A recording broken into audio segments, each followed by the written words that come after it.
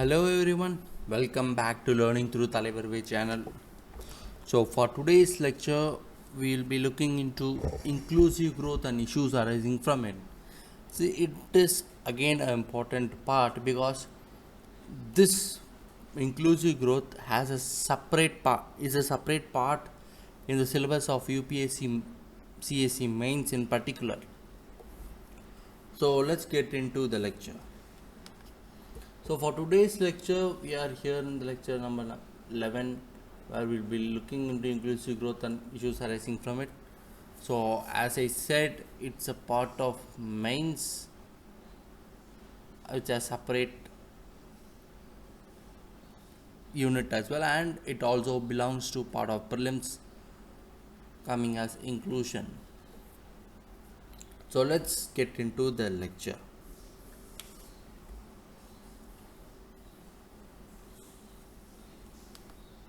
So what is inclusive growth?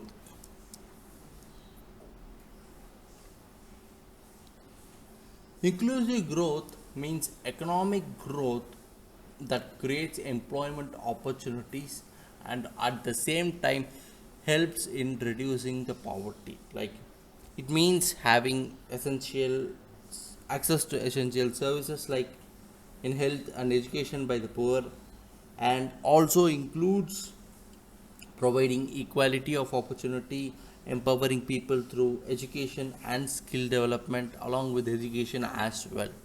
So this is inclusive growth. Now what are the features of inclusive growth? This part, so considered as the limitations of the excluded and marginalized. See, in usual growth or normal growth of an economy, the marginalized people and excluded people are usually not into the growth, do not belong to the growth initial. But when it comes to the inclusive growth, they also come into the growing aspect and contribute towards the economic growth as well. Participation of all segments of society, no matter what type of society you live in or what segment of society you live in, all the segments of society contribute towards the inclusive growth, non-discriminatory in nature. See, it does not discriminate anyone on the basis of religion, caste, creed, no, nothing. Everyone is part of the inclusive growth, has greater poverty reduction potential. It helps in high level poverty reduction growth, and which we cannot see in other development aspects. Ensures that individuals have access to fundamental facilities and services like basic health and education. So this gives inclusive growth gives access to all the individuals of which the fundamental facilities and services like basic health, sanitation, education to all the individuals. This access should cover both number and quality of these fundamental services. See, this access will cover both number and quality of the fundamental services. Both the quality will be high and the number provided to people will also be high. So that is access includes poor people, lagging socio-economic groups and trailing areas as participants in this growth. See, it includes the poor people as well, because only when poor people are into the aspect or brought into the aspect of economic growth, it becomes an inclusive growth. So these are few features of the inclusive growth. Now moving on with the need for the inclusive growth. Why is inclusive growth needed? Economic prosperity, rapid and sustainable development, or rapid and sustainable poverty reduction necessitates inclusive growth, which allows individuals to contribute both to and benefit from the economic prosperity. Industrial growth, say addressing slow industrial growth is very necessary for the development of inclusive growth, because industrial growth on the whole gives industrial growth, wherein I mean the manufacturing jobs provide a lot of employment opportunities compared to the uh, services sector as well. Next one is agricultural backwardness. Despite employing over 50 percentage of the workforce of India in agriculture, the contribution of agriculture towards the GDP is very low. This must also be worked on and improved so that India also brings in the self-sustained economy, like let's say recently Guyana, where everything can be produced by them and it's enough to feed them. So that economy, except Guyana, no other economy in the world has that aspect. So India has to develop to that type of economy wherein it depends on no one. Poor nutrition levels. Addressing the chronic undernutrition is crucial, as reflected by India's low global hunger index ranking. Like in 2023's global hunger index ranking, India ranked 111 out of 125 countries, which shows the grim situation in the country which is battling the widespread hunger. Health and education. It entails the underprivileged having access to basic public health and education services, and also entails ensuring the equitable opportunity and empowering individuals via education and skill development.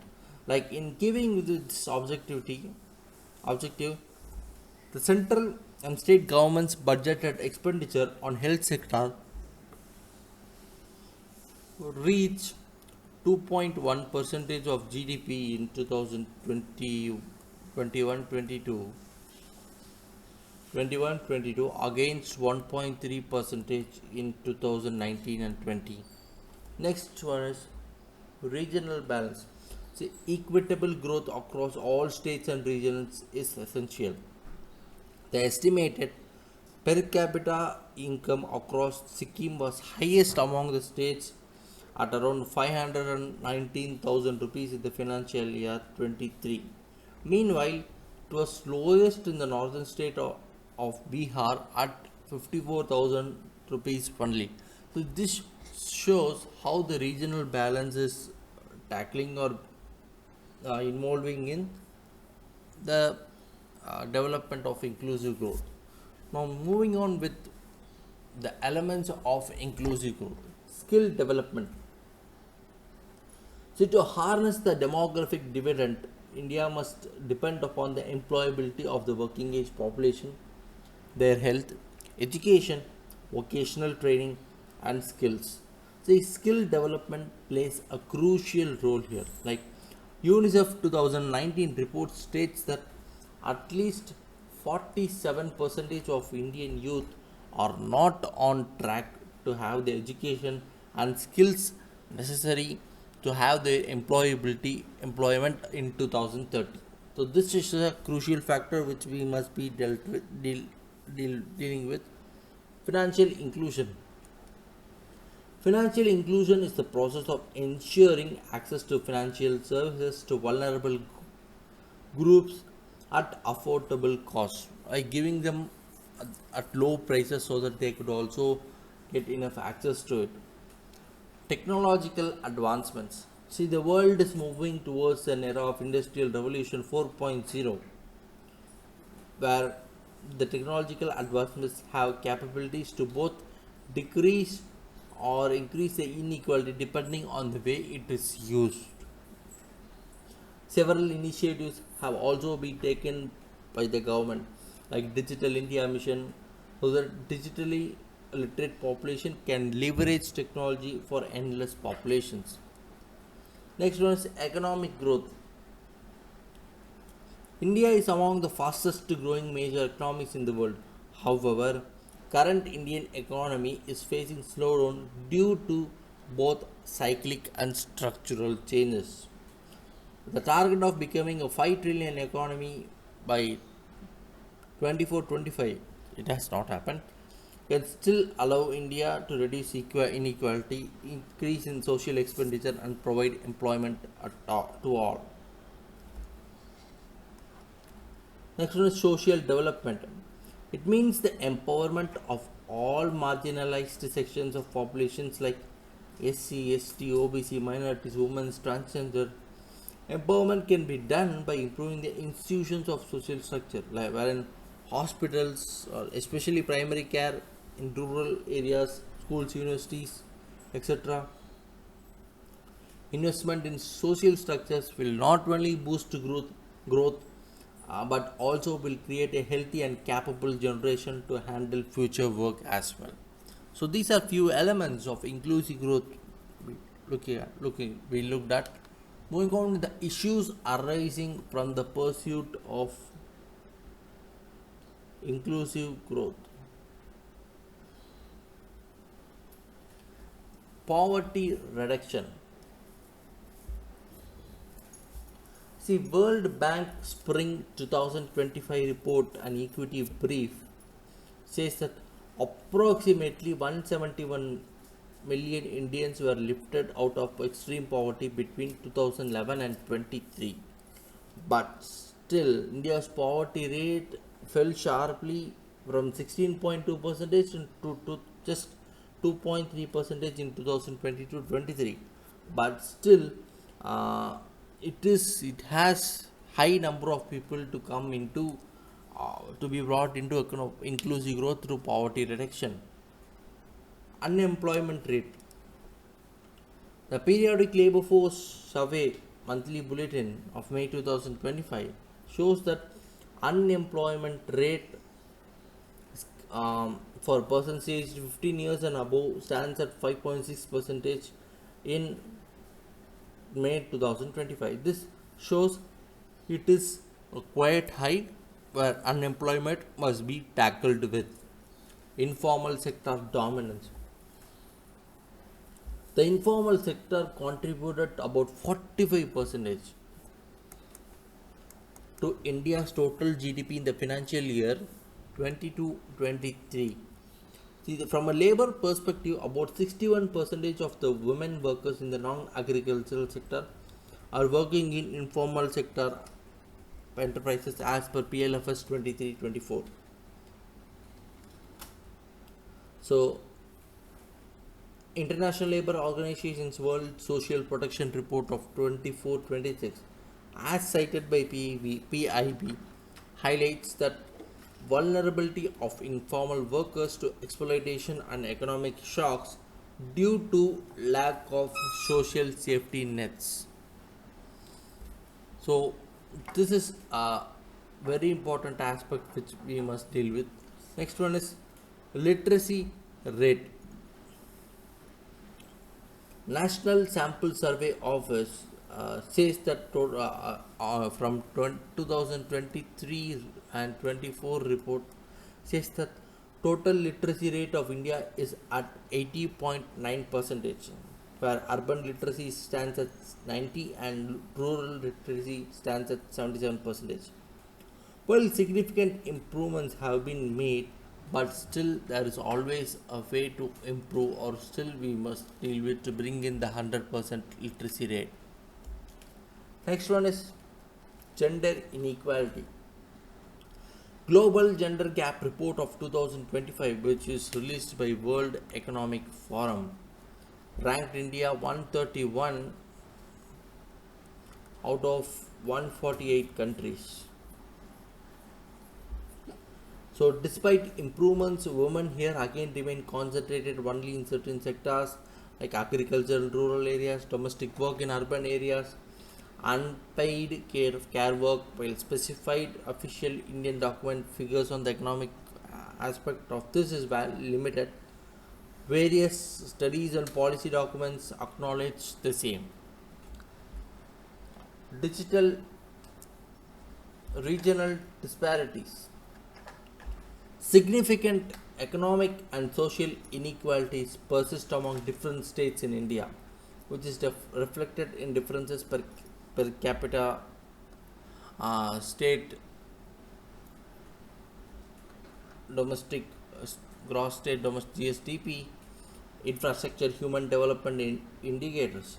NITI Aayog periodically releases the SDG India Index, which highlights state-wise performance across various SDGs, implicitly showing regional disparities in the region. Next one is the agricultural distress. It includes fragmented land holdings, dependence on monsoon, low productivity in certain regions, and price volatility, leading to a farmer income instability.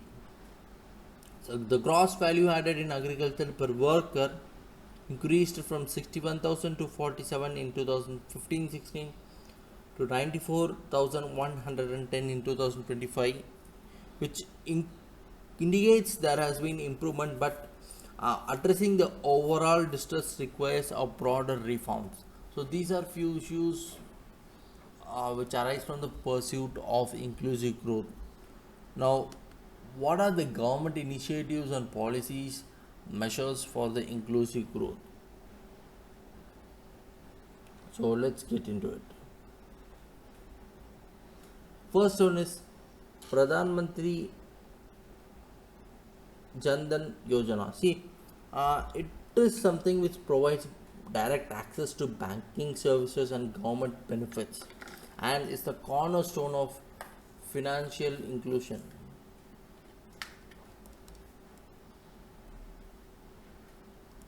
Over 55.69 crore Jandan accounts are there as of June 2005 2025. Next one is Pradhan Mantri Kisan Samman Nidhi. See, it provides direct income support to farmers, which is very much relevant for farmers to purchase their seeds, fertilizers, etc. for the production of agriculture. In the production of agriculture. Next one is Pradhan Mantri Awas Yojana. It aims to provide affordable housing for rural and urban poor.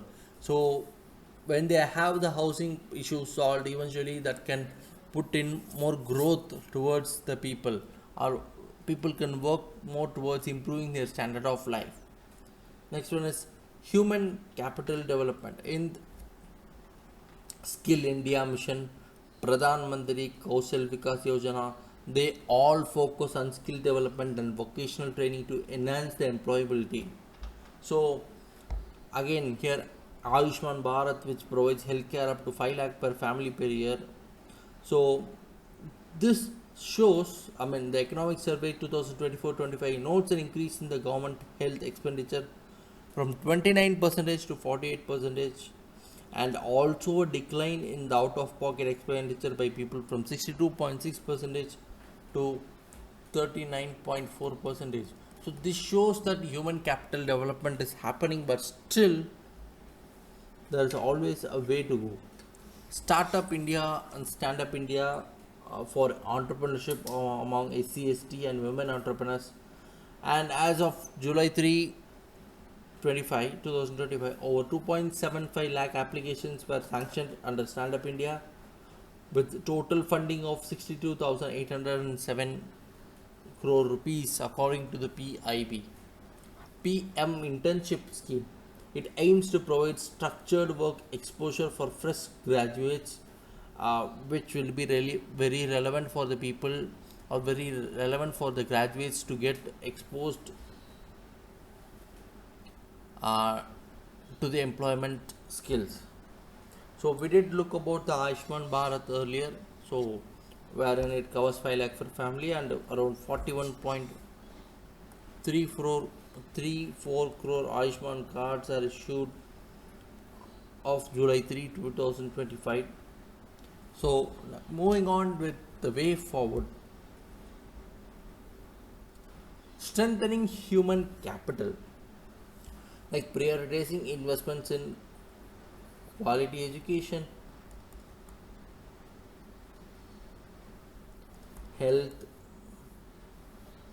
and skill development towards marginalized groups can help in strengthening the human capital and put an inclusive growth. Formalization of economy. Policies to incentivize formalization of the informal sector providing social security and fair labor practices may help people or workers to avoid exploitation from the place, uh, or get the required access to the welfare programs, which only the formal economy gets. Targeted social welfare programs like continued and more efficient delivery of the schemes that directly benefit the poor and welfare, poor and vulnerable must be given, so that they get targeted and also over their improve over their standard of living. Promoting financial literacy beyond financial access, educating people to make informed and financial decisions is very much important for the people to get their high reach and growth. Next one is sustainable practices. Integrating environment and sustainability into economic growth strategies, so that the inclusive growth not only attends to the needs of today's but also to the needs of tomorrow's as well, or tomorrow generations as well. So that sustainable practices must also be brought into action. Here, like while capitalism or the inclusive growth offers a powerful framework for economic growth, achieving inclusive growth in India, it necessitates active state intervention, strong regulatory mechanism, and a commitment to social justice. See, the goal is here is to create a social capitalism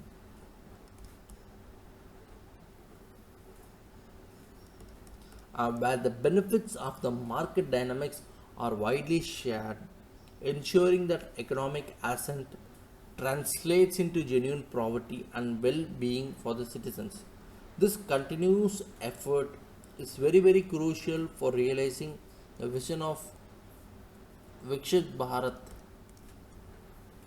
by 2047.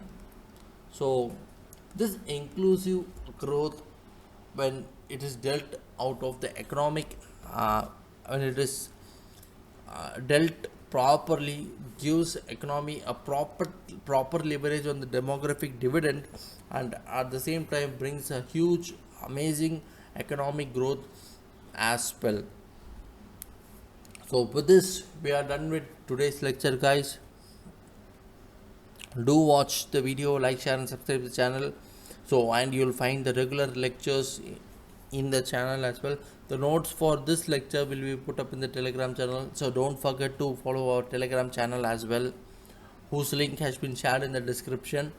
So keep supporting, and we'll continue with the next lecture soon. Thank you.